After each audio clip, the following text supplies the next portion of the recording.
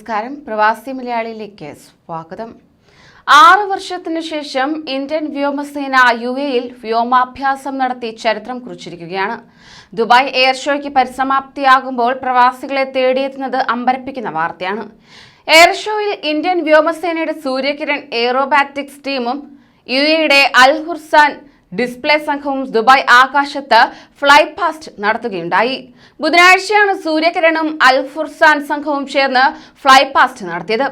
Burj Khalifa, palm Jumeirah, Burj Al Arab എന്നിവിടങ്ങളിലാണ് വ്യോമാഭ്യാസ പ്രകടനം കാഴ്ചവെച്ചത്. കൂടാതെ ഇന്ത്യയുടെ തേജസ് വിമാനവും പ്രദർശന പറക്കലിൽ പങ്കെടുത്തു. വ്യോമാഭ്യാസ പ്രകടനങ്ങളിൽ സൗദി അറേബ്യയുടെ സൗദി ഫോക്സ്, റഷ്യയുടെ റഷ്യൻ നൈറ്റ്സ്, ഇന്ത്യയുടെ സൂര്യകിരണും വ്യോമസേനയുടെ സാരംഗും പങ്കാളികളാവുകയും ചെയ്തു.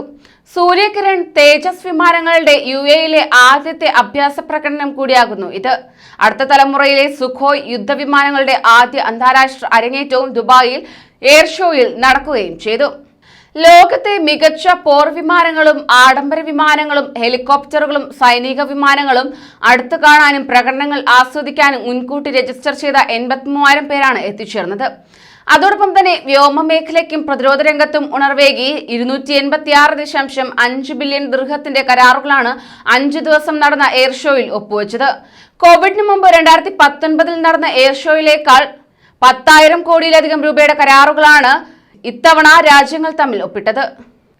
കരാറുകൾ നേടിയതിൽ ഏറ്റവും മുന്നിൽ എയർബസ് ആണുള്ളത്. 408 വിമാനങ്ങൾ നിർമ്മിക്കാൻ ഇവർക്ക് കരാർ ലഭിക്കുകയുണ്ടായി. 72 ബോയിംഗ് വിമാനങ്ങൾ വാങ്ങാൻ ഇന്ത്യയുടെ ബജറ്റ് വിമാനം അക്സ എയർ $900 കോടി കരാർ നൽകിയിരിക്കുകയാണ്. 737 മാക്സി വിമാനങ്ങൾ വാങ്ങാനാണ് ബോയിംഗ് കമ്പനിയുമായി കരാറിൽ ഏർപ്പെട്ടത്. 148 രാജ്യങ്ങളിൽ നിന്നായി 1200-ലേറെ പ്രദർശകർ എത്തിയ മേളയിൽ 160-ലേറെ പുത്തൻ വിമാനങ്ങളും പങ്കുചേർന്നിരുന്നു. 1989-ലാണ് ദുബായ് എയർ ഷോയുടെ ആദ്യ എഡിഷൻ നടന്നത്. 2005-ൽ നടന്ന അൽ ഐൻ ഗ്രാൻഡ് പ്രിയിലാണ് ഇതിനു മുമ്പ് ഇന്ത്യൻ വ്യോമസേനയുടെ പ്രകടനം UAE-യിൽ അരങ്ങേറിയത്. സൂര്യകിരൺ തേജസ് വിമാനങ്ങളുടെ UAE-യിലെ ആദ്യത്തെ അഭ്യാസ പ്രകടനം കൂടിയാകുന്നു ഇത്. കൂടുതൽ പ്രവാസി വാർത്തകൾക്കായി ഈ ചാനൽ സബ്സ്ക്രൈബ് ചെയ്യൂ.